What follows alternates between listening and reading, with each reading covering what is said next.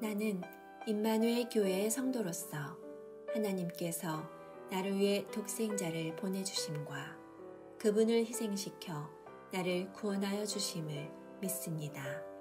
그러므로 크리스천의 삶을 살도록 노력하며 하나님과 교회와 가정과 사회에 대한 책임과 의무를 다하겠습니다. 올 한 해 말씀을 결단하고 실천하여 이웃들에게 덕을 끼치며 내가 서 있는 곳에 하나님 나라를 만들겠습니다. 어떠한 시련이 다가와도 홍해를 가르시고 불기둥과 구름기둥으로 지켜주신 신실하신 하나님을 신뢰하며 절대 포기하거나 주저앉지 않겠습니다.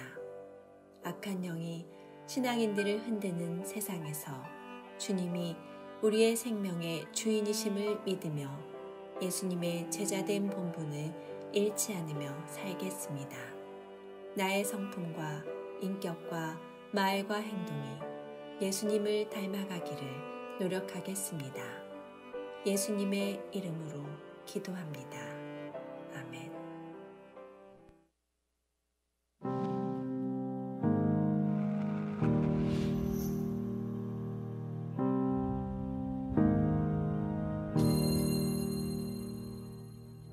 여러분들, 우리는 죽을 때까지 이 힘의 논리 안에서 살아가요. 경쟁에서 힘을 쟁취하면 그럼 끝나나요? 돈을 가지면은 권력을 얻고 싶어해요. 권력 가지면 어떻게 돼요? 나중에는 명예로 가죠. 명예까지 쟁취하고 싶어요. 이게 인간의 인생이에요. 성경은 이 모든 차별과 권력과 불평등과 이런 것들을 뛰어넘을 수 있는 것을 신앙이라고 정의하고 있습니다. 만약에 힘을 가진 사람들이 힘 없는 사람들을 무시하고 짓누르는 그런 사회가 아니라 그들의 소리를 들어주는 그런 사회였다면, 우리 기독교인들이 사회에 대해서 더 큰 책임감을 가지고 아파하고 힘들어하고 신음하는 사람들의 소리를, 누군가의 소리를 들어주었다면, I can breathe, 숨을 못 쉬겠어요. 우리 주변에 누군가가 우리에게 하고 있는 소리예요. 임금이 대답하여 이르시되 내가 진실로 너에게 이르노니 너희가 여기 내 형제 중에 지극히 작은 자에게, 소외받는 자에게, 고통당하고 있는, 숨을 못 쉬겠다고 이야기하고 있는 자에게 한 것이 곧 나에게 한 것이니라 하시고, 세상의 편견들을 뛰어넘는 분들이 되세요. 세상의 차별을 뛰어넘는 분들이 되세요. 우리 그리스도인들은 그런 것들을 뛰어넘어서 이 땅에 하나님의 나라를 만들어가야 하는 사람들입니다. 아멘.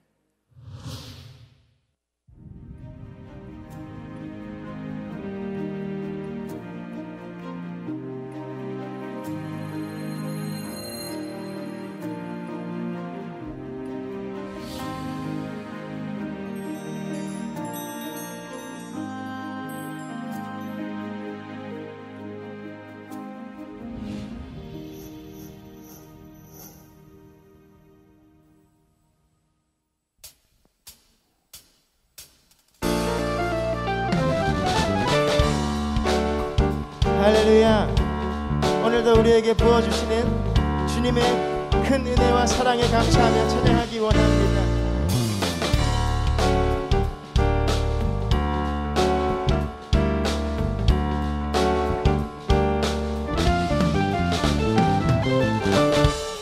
내 주 하나님, 넓고 큰 은혜는 저 큰 바다보다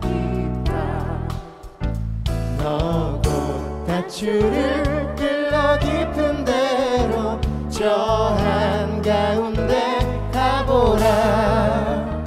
왜 너 인생은 언제나 거기서 저 큰 바다 물결 보고 그 위 오르는 깊은 바다 속을 한번 헤아려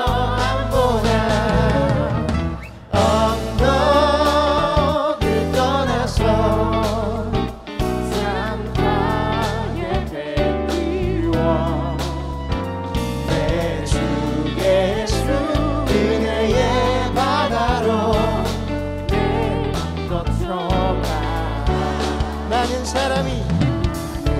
사람이 얕은 물가에서 저 큰 바다 가려다가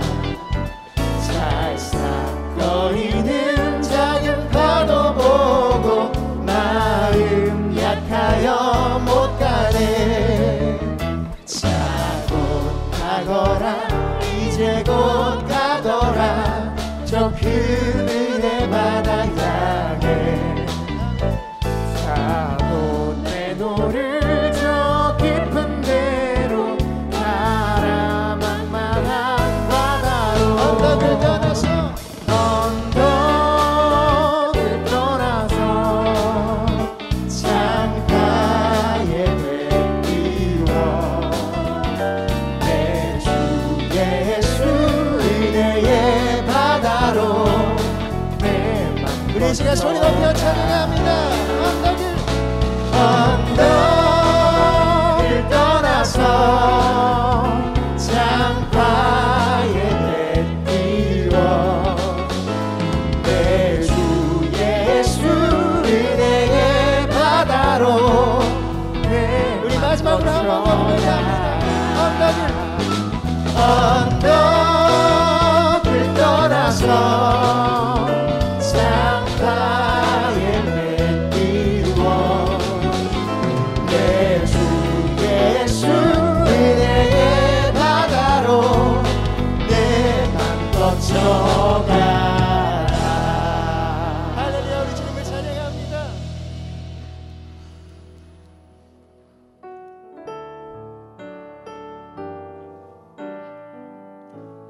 주께 힘을 얻고 그 마음에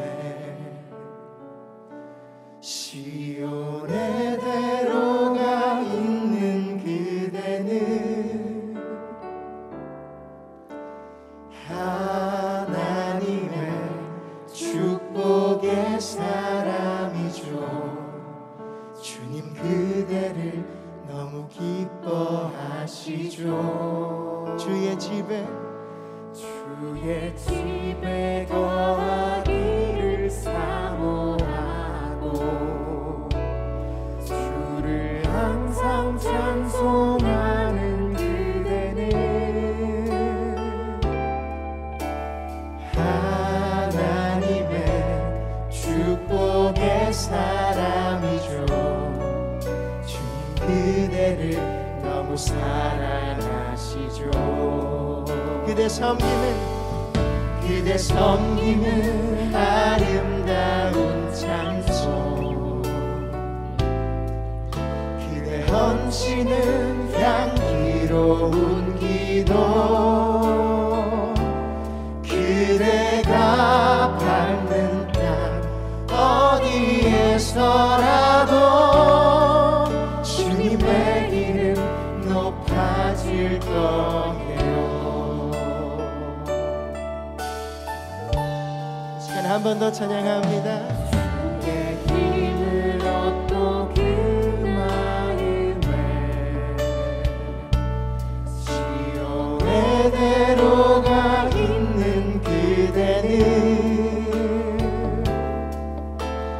하나님의 축복의 사람이죠. 주님 그대를 너무 기뻐하시죠. 주의 집에 거하기를 사모하고 주를 항상 찬송하는 그대는 하나님의 축복의 사람이죠. 주님 그대를 너무 사랑하시죠. 이 시간 서로 축복하며 찬양하기 원합니다. 그대 섬김은 아름다운 찬송 그대 헌신은 향기로운 기도 그대가 밟는 땅 어디에서라도 주님의 이름 높여. 우리 한 번 더 즐겁게 찬양하기 원합니다.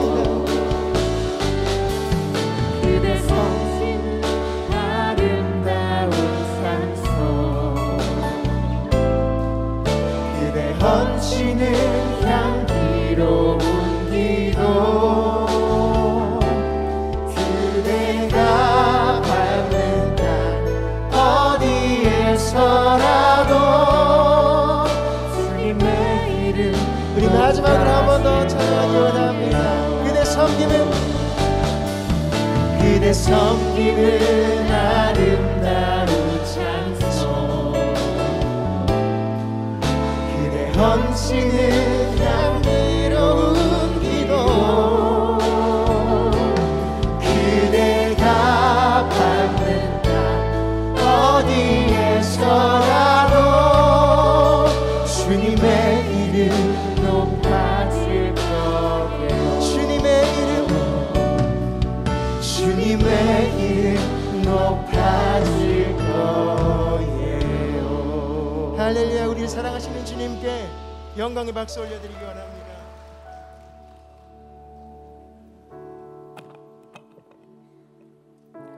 할렐루야. 구교구와 할렐루야 찬양대를 섬기고 있는 심연보 장로입니다. 세상과 단절 아닌 단절된 삶을 사는 중에서 견고히 우리를 지켜주시고 계시는 주님을 더욱 묵상하는 삶의 날들이 되기를 간절히 바라며, 주를 바랄 때 새 힘을 얻는 축복이 우리에게 함께하길 간절히 원합니다. 각자의 허락된 공간 가운데서 예배하고 계신 모든 분들을 사랑하고 축복합니다. 기도드리시겠습니다. 사랑의 주님, 오늘도 이 시간 이곳에서 여전히 예배하게 하시니 감사드립니다. 이 한 번의 예배를 참석하기 위해 일주일을 순결하고 깨끗하게 살아내며 성전을 사모하는 임마누엘의 성도들이 이 자리에 모였습니다. 주께서 친히 오셔서 위로하시고 칭찬하시며 감동 주시옵소서. 세상은 전염되어짐으로 인해 서로 간에 더욱 예민하여지고 절망하고 갈 바를 몰라 하지만, 믿는 우리들에게는 상황과 환경을 뛰어넘는 용기를 주시옵소서. 기쁨으로 주님만 바라보게 하여 주시옵소서. 함께 손잡고 기도하며 사랑으로 서로 안아줄 수 있는 그날이 속히 오길 간절히 원합니다. 오랜 시간 집에 함께 있어야 하는 자녀들과 부모가 소중한 추억을 쌓게 하시고, 정신적으로 우울해지거나 지나치게 불안해하거나 체력적으로 약해지지 않게 지켜 주시옵소서. 이 나라를 불쌍히 여기시고 속히 안정을 찾게 도와주시옵소서. 세우신 지도자들과 리더들을 정의롭게 인도하시고, 국민들이 나라를 포기하지 않게 하시고 끝까지 나라와 민족을 위해 기도하는 한 사람이 되게 하여 주시옵소서. 특별히 하나님의 귀한 선교사님들을 지켜주셔서 그 어떤 것으로도 어려움 당치 않게 하시고 조금이라도 상하시는 일이 없도록 보호하시고 역사하여 주옵소서. 교회를 교회되게 세우시는 하나님 감사합니다. 우리 교회가 주신 사명 잘 감당하는 칭찬받는 교회가 되게 하여 주옵소서. 김국도 원로 목사님과 사모님의 건강과 영력을 더하여 주셔서 하나님의 사명 감당하시고도 남게 하옵소서. 김정국 담임 목사님을 세워주셔서 하나님이 주시는 능력과 성령의 힘으로 우리를 이끄시며 성도들을 사랑하며 지치지 않는 열정과 건강함을 허락해 주심 감사합니다. 말씀 전하실 때 그 말씀이 듣는 모든 우리들에게 힘이 되게 하시며, 특별히 병중에 있는 환우들에겐 병마와 싸울 수 있는 귀한 에너지 같은 말씀이 되게 하시고, 갈급해하는 영혼들에게 담비와 같은 귀한 말씀이 되게 하여 주시옵소서. 축복의 말씀을 받을 때 우리는 모두가 아멘으로 화답하며 은혜에 감사하여 말씀에 순종하며 따르게 하옵소서. 각 기관과 부서에 섬기는 손길들을 기억하셔서 축복을 더하여 주시오며, 하나님의 자녀로 맡은 바 사역을 감당하는 긍지가 차고 넘치게 하옵소서.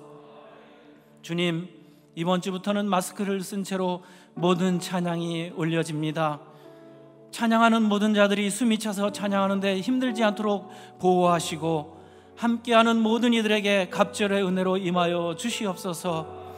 정성을 다하여 찬양하는 IMC 워십팀과 에렌의 중창단, 그리고 할렐루야 찬양대의 찬양을 받아주시고 하나님을 향한 찬양의 열정과 봉사의 시간을 기억하여 주옵소서. 위기를 기회로 바꾸어 주시며 우리 옆에서 모든 기도를 듣고 계시는 예수 그리스도의 이름으로 기도드립니다. 아멘.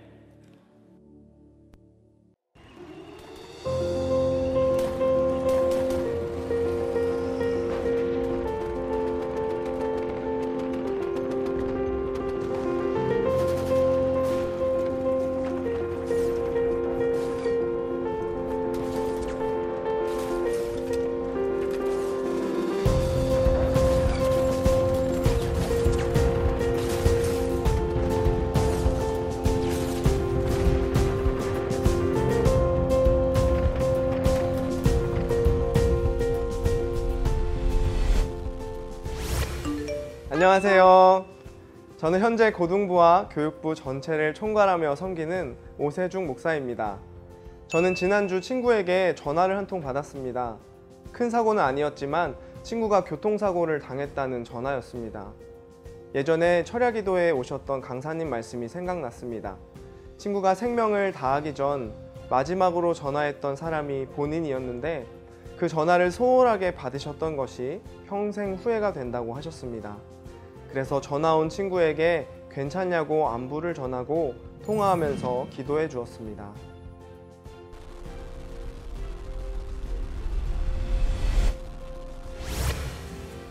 하나님의 사랑이 새가족 안에 가득하기를 축복합니다.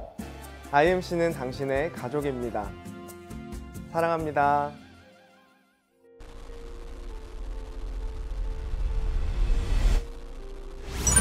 성전 입구에서 손소독제 바르고 들어오셨죠? 임마누엘 교회는 매주 수요일 오후 3시, 매주 예배 전후에도 예배당 내 소독을 철저히 하고 있습니다. 성도님들께서는 코로나19 감염병 예방을 위해 교회 안에서 인사할 때 접촉하지 않고 반가움을 표현해 주세요. 주먹 손도 안 됩니다.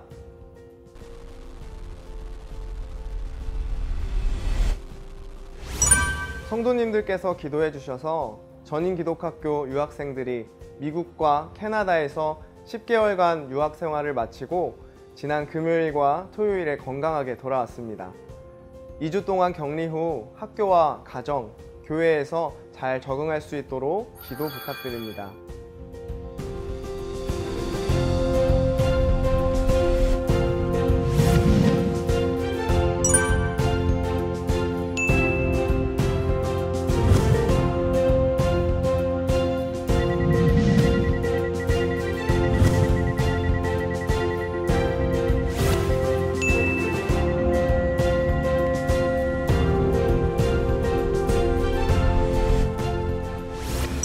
영국의 미술박물관에는 19세기 영국의 화가 조지 프레드릭 와츠의 유명한 그림이 있습니다.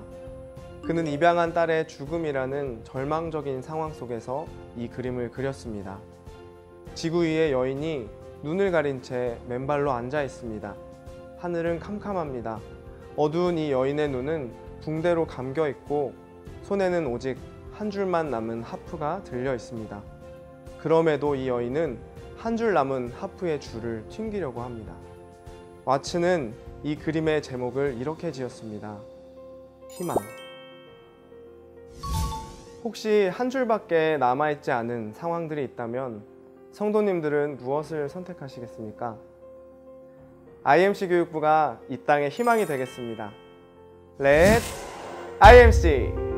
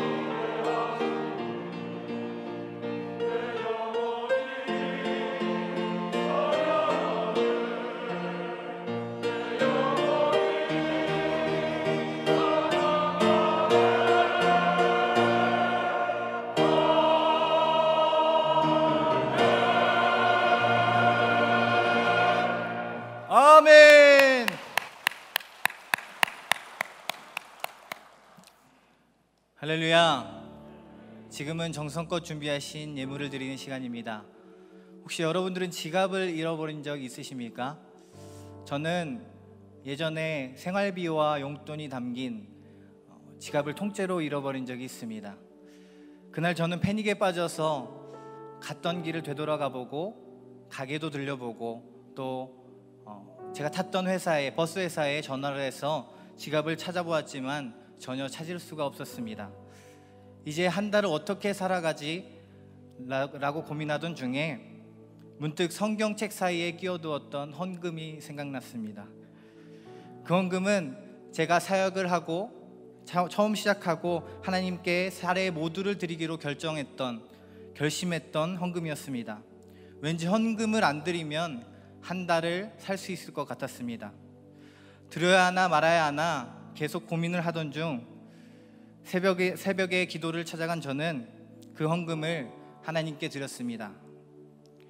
집으로 돌아가는 길에 카드도 없고 돈도 없고 터벅터벅 집으로 걸어가는데 갑자기 모르는 번호로 전화가 왔습니다. 버스 회사인데 혹시 지갑을 잃어버리지 않으셨습니까? 그날 저는 주님의 은혜로 모든 생활비와 모든 용돈이 담긴 그 지갑을 다시 찾게 되었습니다. 사랑하는 여러분, 하나님께서는 우리의 작은 신음소리도 모두 들으시고 우리의 모든 일에 관여하시며 또한 항상 우리를 생명의 길로 인도하십니다.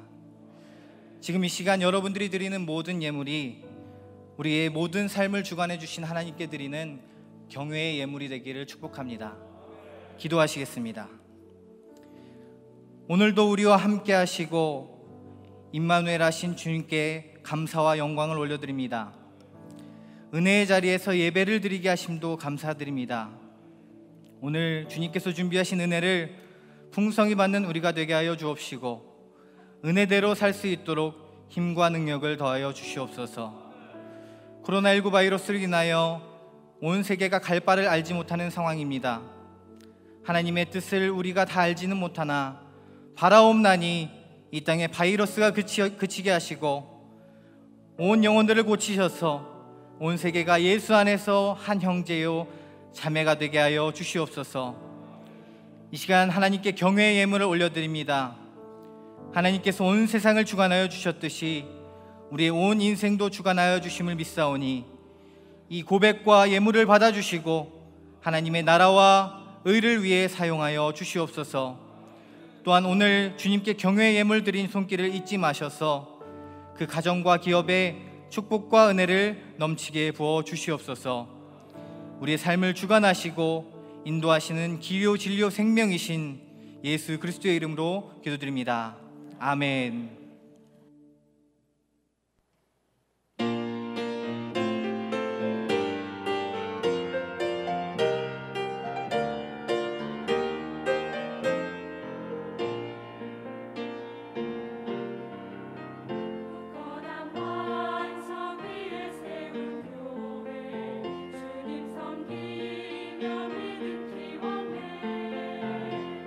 주 사랑하네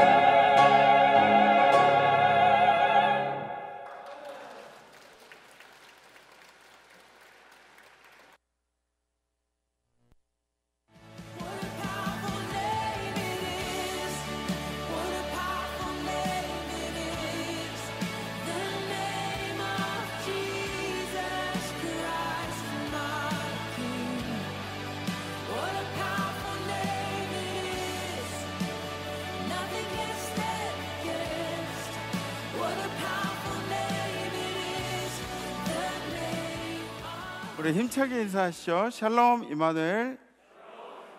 네, 반갑습니다. 한 주간 은혜 넘치게 사셨죠? 네, 은혜 넘친 임마누엘 재단에 오신 여러분들을 사랑하고 축복합니다.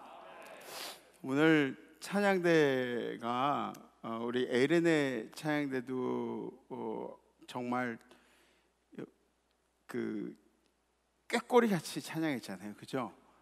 너무 찬양을 잘했어요. 은혜가 넘치는 그런 찬양이었고, 정말 하나님이 세우신 그 교회가 바로 임마누엘 교회가 되기를 소원합니다. 찬양의 가사처럼 또 우리 아버님 찬양대에서는 또 그죠? 주님을 찬양하는 또 그런 찬양의 가사를 우리에게 함께 나눴는데, 사실 세상에서 노래하는데 너 마스크 쓰고 노래 그러면은 노래 하겠어요? 세상에서 하라 그러면 안 하죠. 야 안 해 막 그러고 말죠. 근데 우리가 이렇게 한 이유는 뭐 때문이죠? 찬양이기 때문이죠, 그죠? 하나님을 영화롭게 하는.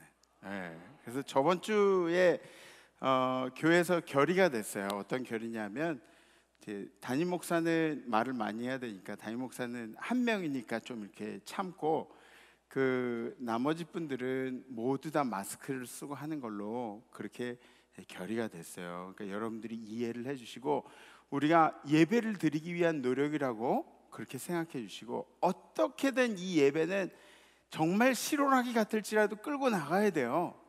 네, 정말이에요. 그래서 악수하는 것도 뭐 굳이 막 강제로 악수를 하자 그러면 어쩔 수 없겠지만, 악수하는 것도 여러분들 그 살이 닿지 않도록, 이것도 뭐 좋긴 좋지만 이건 살이 닿잖아요. 그러니까 옷깃 악수, 뭔지 아시죠? 옷깃. 바이러스는 이런 패브릭에 별로 그렇게 오래 못 살아남는데, 그래서 옷깃 악수. 한번 옆에 분들한테 한번 옷깃 악수 한번 해보세요. 옷깃으로. 그렇죠. 예, 네, 그렇죠. 그렇죠. 아, 왜 또 주먹을 쳐? 옷깃 악수, 옷깃 악수. 예, 이렇게. 예, 그래요. 그렇게 하는 거예요. 아셨죠? 네, 그래서 어르신들이 정주 이렇게 악수를 이렇게 하셔도 저 옷깃 악수 하면 어떨까요? 그러고 이렇게 옷깃 악수 하시면, 그러면 예의에 그렇게 어긋나진 않아요. 그죠, 장로님? 예, 네, 그죠, 장로님? 예, 네, 원로 장로님들께서 그러시면 진짜 그런 거예요. 아셨죠? 네, 저번 주, 지난주 우리 결단은 내 주변의 소리에 귀를 기울이겠습니다라는 결단이었습니다. 지난주 결단이 끝나기가 무섭게 저는 참 신기한 경험들을 했는데, 이 결단이 끝나기가 무섭게 저한테 돈을 빌려달라는 사람들이 생기더라고요. 우리 성도들이면 아깝지 않아. 우리 성도들도 아닌데 돈을 빌려달라는 사람들이 있었습니다. 그래서 많이는 아니지만 마음속으로 제가 그런 생각을 했어요. 얼마나 급하고 힘들면 나한테 빌려달라 그러겠냐. 그리고 빌려준 일이 있었습니다. 그리고 그 다음날 월요일 날은 아침 새벽 예배 후에 목사님들이 이제 조찬 모임이 있어서 거길 가려고 운전하고 나가는데, 옆에 오토바이 한 대가 이렇게 삥 하고 나가는 거예요. 그런데 그 오토바이 삥 하고 나가는 걸 보고 제가 이런 말은 하지 말아야 되는데, 저러다 사고 나지. 그리고 저희 그런 말을 한 거예요. 이런 말을 한 게 실수죠. 목사는 누군가에게 이렇게 축복은 열심히 해줘도 좀 저주될 것 같은 얘기는 하지 않는 게, 그게 목사들의 입인데 제가 실수를 한 거예요. 조금 가다 보니까 그 오토바이가 트럭 밑에 깔려 있고, 그리고 사람 튕겨져 나가서 몸이, 제가 어떻게 여기서 설명할 수 없을 정도로 이렇게 많이 다쳤어요. 힘들게 됐더라고요. 근데 저도 급한 나머지 누가 도와주겠지 하면서 그냥 지나치려고 했는데, 근데 갑자기 우리가 한 결단이 생각이 나는 거예요. 내 주변의 소리에 귀를 기울이겠습니다. 누워있는 사람이 신음소리가 막 들리는 것 같아요. 아파 그러고 막 들리는 것 같아요. 그래서 차를 얼른 돌려가지고, 사고는 이 반대편에서 이렇게 이쪽에서 가다가 저쪽 차랑 부딪혔으니까 이쪽에서 났는데, 제가 이렇게 차를 돌려서 사고 지점으로 가서 119도 부르고 경찰이 올 때까지 기다렸다가 사고 수습을 하고 30분이나 늦게 이제 조찬 모임에 그렇게 참석을 하게 됐습니다. 제가 뭐 잘했다는 얘기가 아니에요. 이번 주 결단을 실천하려고 노력했다는 걸 이제 말씀드리는 거예요. 제 실천이 어땠다는 거. 그런데 그 사고 현장을 도와주면서 제가 느낀 점이 있습니다. 한 가지는 사람들이 도우러 오질 않는다는 걸 느꼈고요. 다행히 그래도 2분 정도가 차를 세우고 저와 같이 도와주셔서 이 환자도 이렇게 들컷에 싣고 뭐 이렇게 옮기고 그런 과정들 도와주셨고, 그리고 다른 분들은 이제 출근 시간인데 그 수많은 차들이 왔다 갔다 하는데도 전혀 도우려 하지 않는다. 그리고 두 번째 느낀 점은 뭐냐면, 혹시 사고를 낸 사람이 나라고 생각하진 않을까 하는 그런 오해를 했어요. 제가 그런 아주 형편없는 생각이 제 머릿속에 드는 거예요. 죄송합니다. IMC 담임 목사가 이 정도라서 죄송합니다. 다음번에는 제가 만약에 그런 일이 있다면 더 순수한 마음으로 누군가를 돕도록 하겠습니다. 네. 성경 말씀 보시겠습니다. 오늘 선포하실 하나님의 말씀은 열왕기상 18장 43절에서 44절까지의 말씀입니다. 그의 사환에게 이르되 올라가 바다 쪽을 바라보라.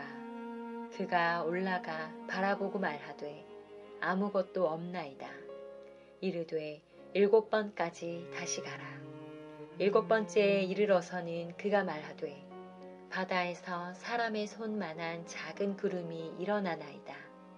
이르되 올라가 아합에게 말하기를 비에 막히지 아니하도록 마차를 갖추고 내려가소서 하라 하니라.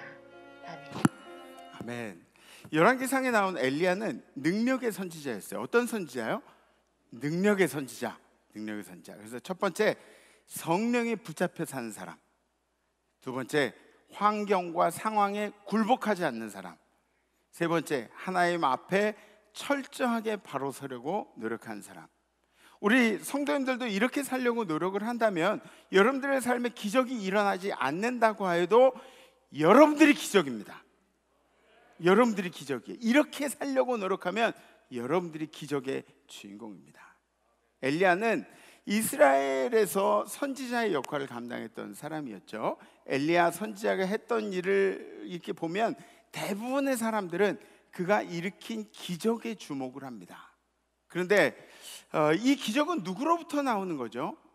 이 기적은 바로 하나님께로부터 나오는 것을 알 수가 있습니다. 그러면 엘리야 선지자가 기적을 행했던 원래의 목적은 무엇일까요? 하나님의 목적은 무엇일까요? 그 당시에 이스라엘의 왕들은, 이 하나님 왕들과 그 백성들은 하나님을 외면하고 우상들을 아주 섬기는 것도 그냥 섬기라, 맹렬하게 그 우상들을 섬길 때였습니다.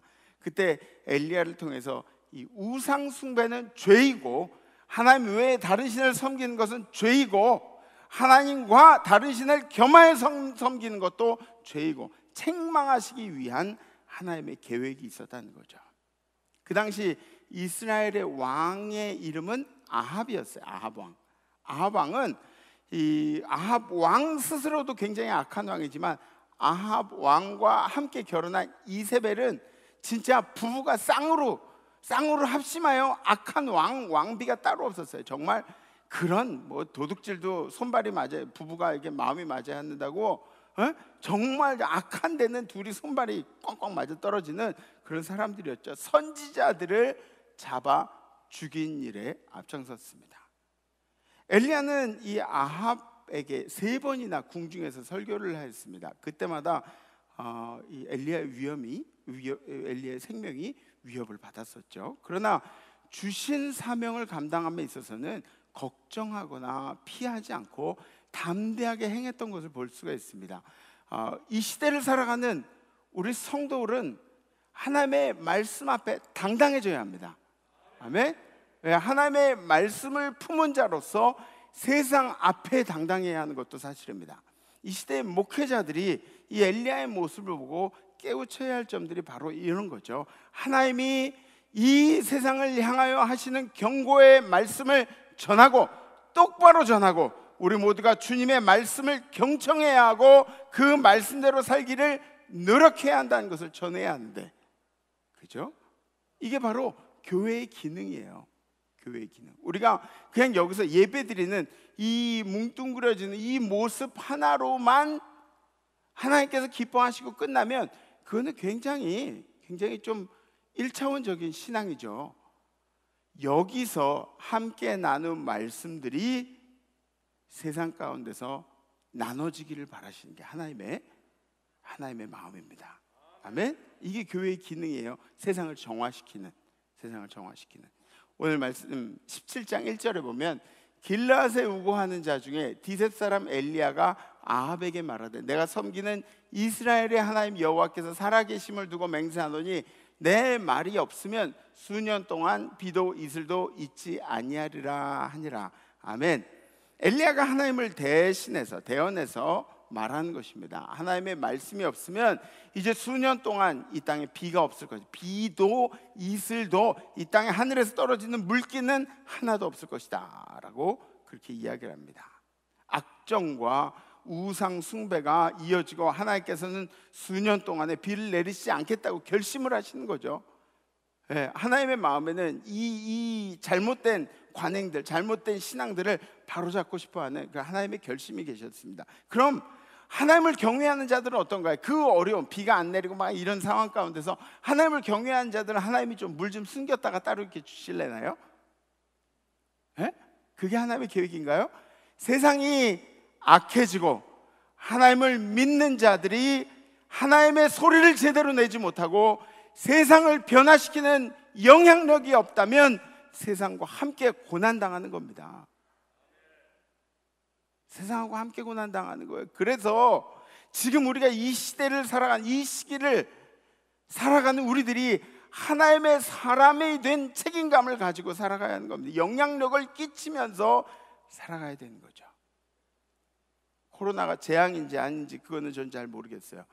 근데 이 모든 일들 가운데서 우리 크리스찬들이 해야 할 일들은 우리가 하나님의 사람으로서 영향력을 끼치면서 살아가야 한다는 것이죠. 아멘. 이스라엘은 3년 반이라는 이 가뭄 때문에 초목이 시들고 그리고 사람들이나 짐승들이나 아주 극심한 고통들을 당했어요. 한번 생각해 보세요. 물 없이 산 그런 세상에 가당키나 한가요? 세수 안 하고 살 수 있나요? 여러분들 중에 세수 안 하고 오신 분, 오늘 아침에 세수 안 하고 오신 분? 저는 손 든 거 아니에요. 네, 세수 안 씻고 살 수가 있나요? 물 없이 뭐 음식을 할 수가 있나요? 물이 없으면 몇 달은 뭐 이렇게 살만 하겠지만, 아니 길면은 뭐 한 1년은 살만 하겠지만 몇 년을 물 없이 산다는 것은 재앙입니다. 재앙. 저희 애들 그 아프리카 선교 여행 가가지고 2박 3일 동안 그 마사이 안에다가 그냥 풀어놨어요. 마사이 안에 그 멀리 떨어진 데다가 풀어놓고 2박 3일 동안 그들하고 같이 지내다가 그 친구들이 이렇게 올 때는 까마귀가 돼가지고 왔어요. 까마귀가 손발 막 얼굴 시커매가지고 세수할 수 있다는 게 은혜인 걸 몰랐습니다. 그러면서 저한테 얘기하더라고요. 지금은 세수 안 하면 세수 안 돼. 아이고 이 더러운 놈 그러면서 막 뭐라 그러지만 그때는 세수하면 욕먹는 거예요. 세수를 냈어 네가 마실 물 가지고 세수를 냈어. 이런 상황이 되는 거예요. 어려움이 극심해지면 어떻게 되죠? 사람이 두 부류로 나뉩니다. 우상 숭배를 하는 사람, 더 열정적으로 우상 숭배를 하고, 하나님을 섬기는 사람도 더 열정적으로 하나님을 섬기는. 지금 우리들이 살아가는 사회에서도 어려움을 겪으면은 하나님을 떠나버리는 사람이 있기를 하고, 하나님을 떠나버리는 사람도 있고, 그리고 하나님을 붙잡고 더 열심히 신앙에 매진하는 사람들도 있습니다. 이렇게 3년 반이라는 세월이 지나니까 사람들이 느끼는 게 있겠죠. 가뭄 가운데 3년 반을 지나고 나니까 이 우상 숭배는 정답이 아니구나. 이건 우리가 섬기는 바알과 아세라 신이 이게 정답이 아니구나. 우리를 구원해 주실 이는 우상이 아니라 하나님만이 우리의 구원자가 되시는구나. 매를 죽기 전까지 맞다가 이제 정신을 들은 거예요. 죽기 전까지 매를 맞다가 하나님께 매 맞는 성도들 되지 마세요. 하나님을 섬기면서 왜 하나님께 매를 맞으면서 살아야 돼요? 매만 성도를 되지 마시고 하나님을 제대로 섬기는 성도님들이 되세요. 말씀대로 사는 성도님들이 되세요. 이 정도가 되니까 사람들이 이제 마음속에 막 이런 생각들이 들기 시작하니까 하나님께서 엘리야가 움직일 것을 이제 명령하시죠. 열왕기상 18장 17절에 있는 말씀 보면 엘리야를 볼 때 아합이 그에게 이르되, 엘리야가 이제 아합을 찾아간 거예요. 그랬더니 엘리야를 보면서 아합이 이제 얘기를 한 거죠. 이스라엘을 괴롭게 하는 자여 너냐? 네가 이스라엘을 괴롭게 한 자냐?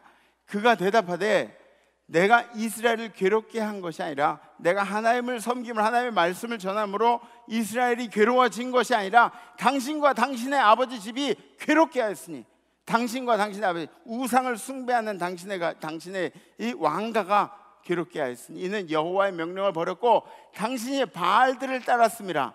그런즉 사람을 보내 온 이스라엘과 이세벨의 상에서 먹는 바알의 선지자. 이게 무슨 얘기냐면 이세벨의 상은 그 왕궁의 상 아니에요. 바알의 선지자들, 그 우상의 선지자들을 이세벨이 그렇게 보호한 거, 이세벨의 상에서 왕궁에서 먹고 마시고 했다, 그런 얘기예요. 450명과 아세라 선지자 400명을 갈멜산으로 모아 내게로 나오게 하며. 아멘.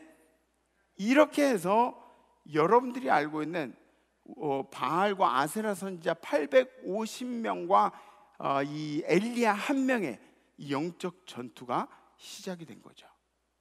누가 진짜 신냐? 누가 이 가뭄 가운데서 이스라엘을 구원하여 주실 것인가? 바알과 아세라 선지자들이 먼저 이 850명이 그들의 신에게 예배를 하는 거죠. 그들의 신에게 제사를 지냅니다. 막 난리를 치면서. 그러나 바알과 아세라가 응답을 하질 않아요. 아침부터 저녁까지 막 지칠 때까지, 막 너무 막 그 사람들의 규례대로 몸에 자해를 하고 막 그런 상황이 와도 응답이 없는 거예요. 별 수가 없어요. 여러분들, 귀신은 하나님 앞에서 힘을 쓸 수 없는 존재입니다. 영적인 존재이기 때문에 하나님 앞에서 힘을 쓸 수가 없어요. 하나님이 이 세상 가운데 보이시는 것도 여러분들을 통해서 보여주시는 거고, 하나님의 영이 여러분들한테 임해서 귀신이 이 땅에 보여지는 것도 사람 안에 들어가서 보여지는 거예요. 무슨 얘기인지 아시죠? 우리가 하나님의 영을 품고 살아야 하는 이유가 있어요. 엘리야는 가만 두고 보는 거예요. 저들이 언제까지 저렇게 하나 가만 두고 보는 거예요. 자신들이 섬기는 신이 별 볼 일 없는 신임을 스스로 입증하고 있는 거죠. 난리법석을 치는데 아무 응답도 없으니까 여태까지 그들의 제사와 기도와 이런 모든 것들이 헛수고가 되는 것을 몸으로 입증하는 겁니다. 근데 우리 하나님은 어떤 분이시죠? 여호와께서는 주무시지도 아니하시고 우리 기도에 반드시 응답해 주시는 분, 그런 분이신 줄 믿습니다. 그리고 엘리야 선지자가 이제 제사를 올리죠. 그때 하나님은 불로 그 제단 가운데 임해 주셨습니다. 싸움에서 이긴 엘리야는 바알과 아세라 선지자들 이 850명을 기손 시내로 다 끌고 내려가서 거기서 도륙을 했다 그래요. 도륙을 했다 그래요. 돼지 쳐내듯이, 돼지 죽이듯이, 도살장에서 돼지 죽이듯이, 소 죽이듯이 도륙을 했다 그래요. 한 명도 남김없이 단 한 명도 아쉬워하지 않고 모조리 싹 다. 악을 대하는 우리의 자세가 그래야 합니다. 죄를 대하는 우리의 자세가 그래야 돼요. 단호하게 하나님의 의지를 엘리야를 통해서 보여주신 거죠. 싹 끌이다. 850명 전부 다. 우상 숭배에 대해서 성도의 자세는, 불신앙에 대한 성도의 자세는 이뤄야 합니다. 단호해야 합니다. 아멘. 이제 한 가지 더 증명할 것이 남아있죠. 한 가지 더 증명할 것이 무엇이냐면, 하나님이 해결자이시고 하나님만이 높임을 받으실 분이란 것을 증명해야 되는데 비를 내리게 해야죠. 비를 내리게 한 게 남았죠. 오늘 본문 41절에 있는 말씀, 엘리야가 아합에게 이르되 올라가서 먹고 마시소서. 아합한테 이제 당당하게 얘기하는 거야. 이제 가서 먹고 마시세요. 큰 비의 소리가 있는데 이제 가뭄이 끝났습니다. 당당하게 이제 아합왕한테 이야기하고 엘리야가 기도에 들어갑니다. 엘리야가 기도를 하는데 어떻게 하냐면 이 머리를 무릎 사이에 넣고 기도를 합니다. 어떤 분이 제게 묻기를, 목사님도 그렇게 기도할 수 있냐고. 제가 답변을 드렸어요. 제가 기도하다 죽기를 바라시죠? 제가 노력은 해봤는데 그게 잘 안 되더라고요. 무릎 사이에 넣고 기도하는 게. 뭐 이렇게 좀 날씬하신 분들은 가능하실지도 모르겠어요. 무릎 사이에 이렇게 넣고 기도하시는 거 가능하신 분 계세요? 그죠? 우리가 뭐 요가를 안 배운 그런 사람들이면 이 좀 힘들어요. 머리 사이 아무리 간절해도 그냥 가슴만 무릎에 닿을 정도지 머리가 구부러져. 이게 뭐냐면 엘리야가 지금 얼마나 간절하게 하나님 앞에 기도한지를 보여주는 거예요. 지금 하나님의 명예가 달려 있습니다. 그리고 제게는 큰 소리친 제게는 목숨이 달려 있는 일입니다. 주님 응답하여 주시옵소서. 비를 주시옵소서. 응답하옵소서. 비를 주옵소서. 그리고 사환한테 열심히 기도하는 사환, 야 올라가서 산꼭대기에 가서 표적이 있나 봐라. 뭐가 보이느냐? 산꼭대기 갔다 온 사환이 숨을 헐떡거리면서 아무것도 안 보이는데요. 다시 머리를 무릎 사이에 간절히 기도하는 거예요. 주여 보여주옵소서. 사원에게 다시 올라가서 봐라. 사원이 막 가서 보고 그 달려와서 뭐가 보이냐? 아무것도 안 보입니다. 이렇게 7번 만에 사원이 엘리야에게 전합니다. 손만한 작은 구름이 저 위에 떠 있습니다. 사랑하는 성도 여러분, 여러분들의 삶에도 손만한 작은 구름을 보게 되기를 축복합니다. 될 때까지 하는 거예요. 기도는 될 때까지 하는 거예요. 설사 그것이 다른 방향으로 응답되더라도 기도는 될 때까지 하는 거예요. 하나님의 마음이 움직일 때까지. 여러분들 간절함은 어디서 나오는지 아세요? 간절함은 여기서 나와요. 간절함은 지혜는 여기서 나와요. 근데 하나님의 마음을 움직일 수 있는 게 어디인지 아세요? 여기에요. 이건 하나님께서 주시는 거고요. 하나님의 마음을 움직일 수 있는 건 간절함이에요. 여러분들의 가슴. 제가 처음에 말씀드렸죠. 엘리야는 어떤 사람이었습니까? 성령에 붙잡혀 사는 사람, 환경이나 상황에 굴복하지 않는 사람, 환경이나 상황이 우리를 넘어뜨리려고 해도 절대 나는 너희들 앞에 무릎 꿇을 수 없다고 큰 소리 치는 사람.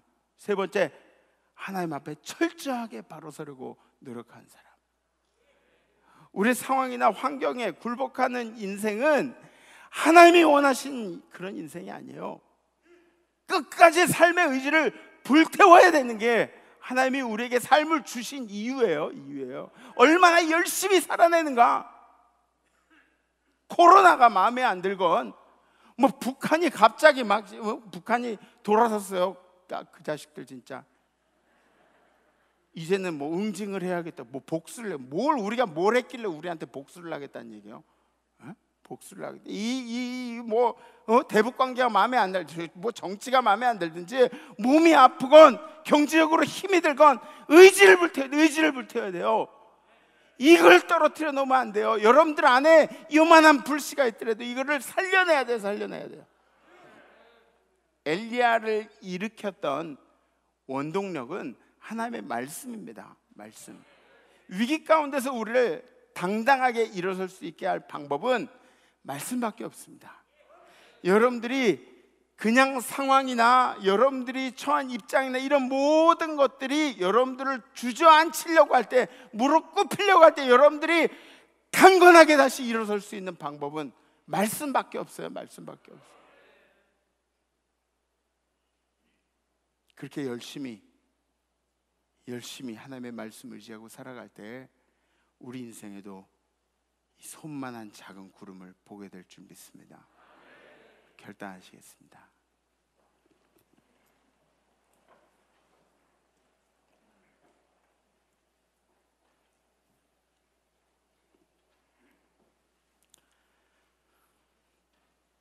지난주에 저는 그 뉴스를 보고 깜짝 놀랐어요. 저희 어렸을 때는 이 교육의 차원에서 어떤 그런 좀 이렇게 혼날 만한 뭐 일들을 하면 교육 차원에서 이렇게 혼나는 일들이 있었어요. 뭐 여러분들 중에 혹시 빤스만 입고 집 앞에 서 계셔 보신 분 계세요? 전 손 든 거예요. 빤스만 입고. 그렇잖아요. 아유, 또 나만 그렇게 만들지 말고. 밥 먹다가 막 밥 투정하고 그러면은 막 아니에요? 그런 일 없었어요? 곱게 자랐네. 네. 그래요. 그런 일들이 있었어요. 우리 어릴 때는 좀 이렇게 밥알 남기고 그러면 혼나고 밥 투정하고. 제가 밥 투정하다 소세지 찾다가 제가 평창으로 쫓겨난 거 아니에요, 집에서. 그런 일들이 있었어요. 근데 지난주 뉴스를 보면서 뭐 그런 거야. 우리 부모님들이 우리를 사랑하고 또 그 마음이 뭐 변치 않는 걸 아니까 이게 교육으로 받아들여지잖아요. 지난주에는 9살짜리 꼬맹이가 계부하고 친엄마의 학대로부터 도망을 쳐나온 그런 뉴스가 있었어요. 들으셨죠? 저는 깜짝 놀랐어요. 딸이 넷이 있는데 이 첫째 딸만 뭐 엄마가 낳은 딸들은 맞는데 첫째 딸은 계부 자식이 아닌 거예요. 여기 세 딸이 있는데 나머지 둘째, 셋째, 넷째는 그렇게 뭐 사랑을 많이 받고 자랐어요. 첫째만 그 아동학대 괴롭힌 거죠. 근데 이 9살짜리 아이에게 젓가락을 달궈가지고 뭐 손발을 지지고, 그리고 사람 목에 어떻게 개처럼 사람 목에 여기 쇠사슬을 사람 목에 묶어가지고 그렇게 두고, 그리고 나서 지는 맘 카페에다가 뭐 좋은 엄마인 척, 뭐 코로나 때문에 아이들 학교 안 보낼 거라고 남들이 아동 학대라고 오해해도 어쩔 수 없어요. 뭐 그런 글들을 올리고. 자기가 아동 학대 한다는 걸 막 은연중에 보여준 거죠. 은연중에 보여준 거예요.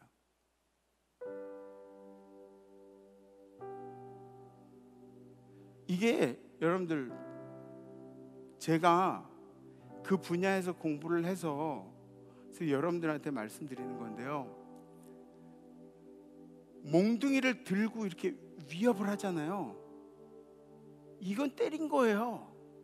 이미 때린 거예요, 이건.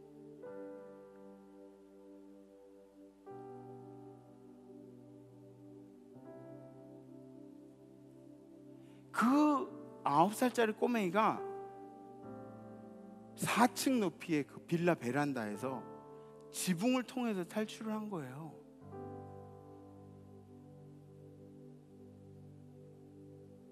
그게 가능해요? 떨어지면 큰일 날 것 같은데. 애들이 장난치다가 뭐 베란다에서 떨어졌다 이런 얘기는 들어봤어요. 애들이 탈출하려고 4층에서 지붕을 통해 탈출하려고 이런 얘기는 들어본 게 우리가 처음이잖아요. 용기를 낸 거죠. 용기를. 그리고 그렇게 길을 가다 주변 사람들에 의해서 구조를 받고, 상태가 말이 아니죠. 근데 9살 꼬맹이가 인생의 소망이라는 것, 그거를 뭐 알 리가 없죠. 인생의 소망을 볼 리도 없고요. 인생에 뭐 그런 생각을 할 리도 없고요. 그런데 우리가 알 수 있는 게 있어요. 그 아이를 보면서 알 수 있는 게 있는데 눈에 보이지 않는 것, 그게 뭐냐면 이 아무것도 모르는 꼬맹이가 마음속에 잠재되어 있는 이 삶을 향한 의지가 있는 거예요. 살아야겠다는 의지가 있는 거예요. 에?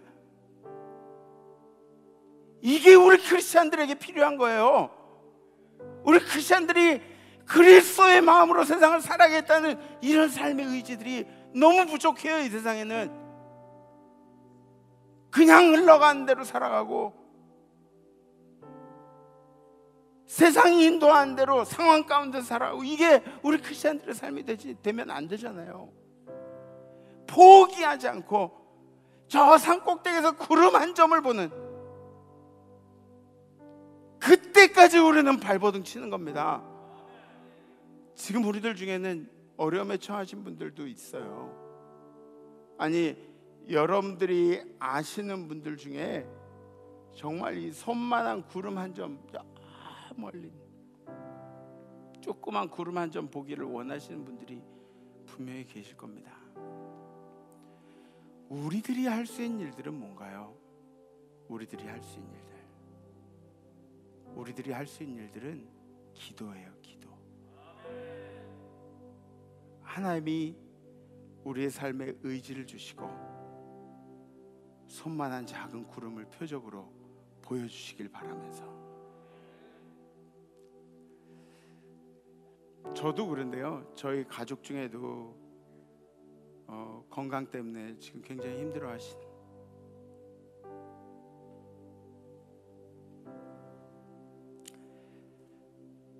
그런 분도 계시고요. 여러분들의 가족들 중에도, 아마 여러분들이 아시는 분들 중에도, 여러분들이 은혜를 입은 사람들 중에도 분명히 있으리라 생각을 합니다. 그래서 오늘 우리 결단이 이런 거예요. 소망이 필요한 분들을 위해서 함께 기도하겠습니다. 기도하는 한 주를 보내는 거야. 아셨죠? 소망이 필요한 분들, 여러분들의 가족들 생각해 보세요. 여러분들 주변에 있는 사람들 생각해 보세요. 소망이 필요한 사람들.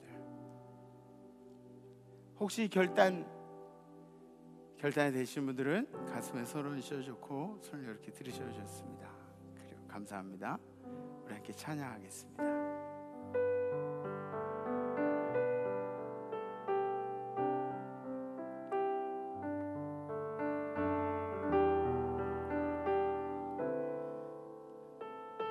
우리 가사 생각하시면서 이 세상에 근심될 일이 많고 참 평안을 몰랐구나. 내 주 예수 나오라 부르시니 곧 평안히 쉬리로다.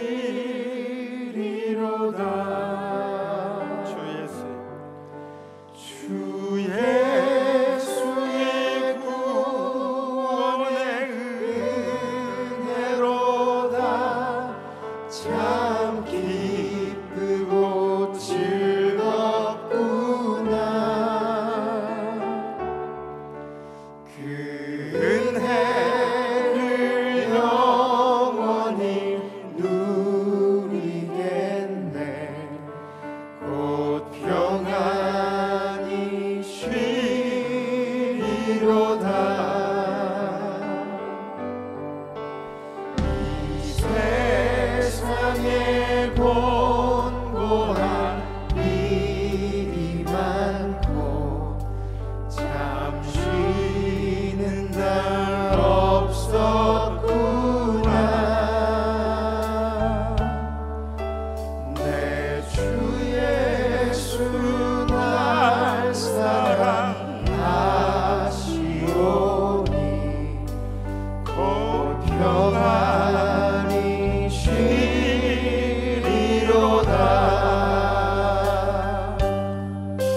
주 예수의 구원의 은혜로다.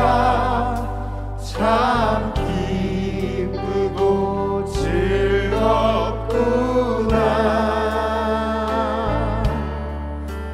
그 은혜를 영원히 누리겠네. 곧 평안히 쉬리로다. 이 세상에 죄악된 일이 많고, 이 세상에 죄악된 일이 많고 참 줄일 쌓였구나. 내 주 예수 날 건져 주시오니 곧 평안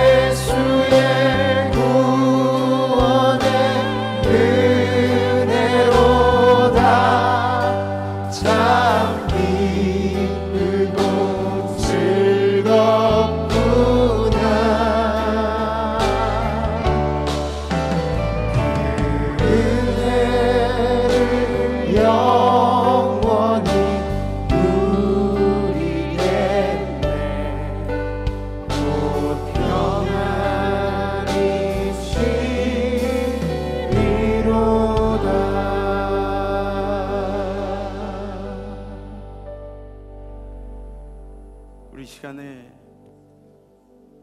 혹시 여러분들 주변에 있는 사람들이나 또 여러분들 자신이나 엘리야가 기도했던 그 손만한 구름 한 점을 소망하시는 분이 있다면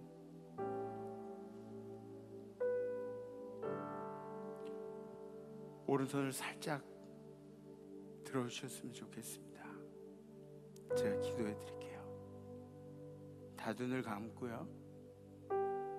나 자신이나 또 내 주변에 있는 정말 막다른 골목에 있어서 손만한 구름이 필요하신 분들이 계시면 오른손을 이렇게 들어주세요. 네, 그래요. 제가 기도하겠습니다. 주님, 우리 인생은 너무 힘들고 괴로워서 누군가가 잘 사는 것을 보고 부러워하고 질투하고, 그리고 우리 인생은 왜 이렇게 돼야 되는 것이냐고 하나님 앞에 원망하며 한탄하며 그랬던 적이 얼마나 많은지 모릅니다. 지금 이 순간에도 왜 난 아파야 하고, 지금 이 순간에도 왜 내 아들은 이렇게 아파야 하고, 지금 이 순간에도 왜 내 아내는 이렇게 아파야 하고, 왜 남들은 그렇게 잘 사는데 왜 우리 가정은 이 경제적인 어려움 때문에 숨을 쉴 수가 없는 것일까요? 주님, 우리에게 그 구름 한 점이 필요합니다. 우리에게 그 구름 한 점이 필요합니다. 우리 간절한 영혼들을 주님께서 붙잡으셔서 그 소망을 보게 하여 주시옵소서.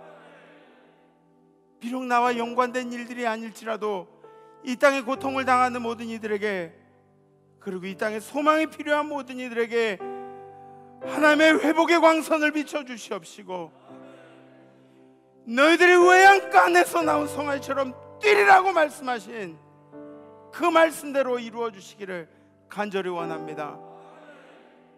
우리 임마누엘 재단에 예배드리는 성도들 중에 걱정과 근심, 이러한 것들이 있는 성도들이 있다면 주님께서 이 시간에 그 모든 문제들을 해결해 주시기를 간절히 원합니다. 우리 인간의 손으로 할 수 없는 일들 예수 그리스도의 능력의 손으로 펼쳐주시기를 간절히 원합니다. 우리 예배 가운데 임재하신 주님, 신령과 진정으로 하나님을 경외하고 하나님을 찬양하게 힘쓴 모든 임마누엘 성도님들의 머리 위에 함께 하셔서 이번 한 주간 우리 결단 가운데 하나님의 기적이 일어나고 주님의 놀라운 역사가 일어나는, 표적이 일어나는 한 주가 되게 하여 주시옵소서. 이제는 우리를 사랑하신 예수 그리스도의 은혜와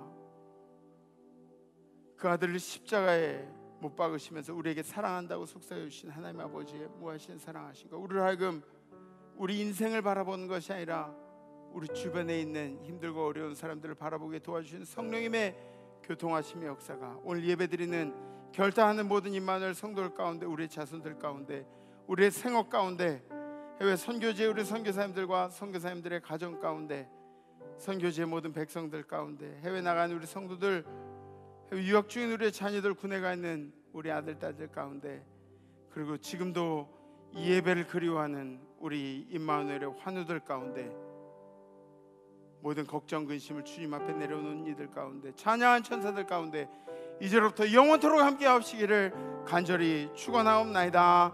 아멘. 이번 한 주간 누군가를 위해 기도하지 잊지 마시고 다음 주에 뵙겠습니다. 렛츠 임마누엘.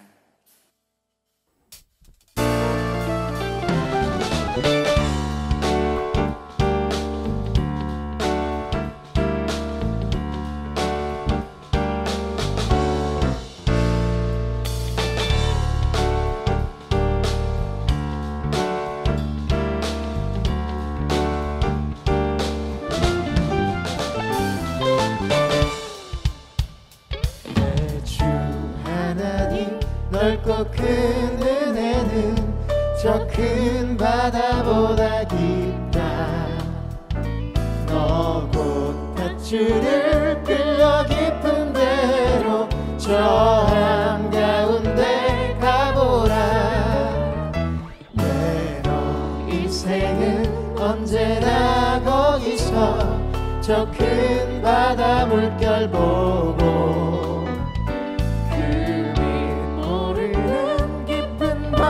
속을 한 번 헤아려 안보라.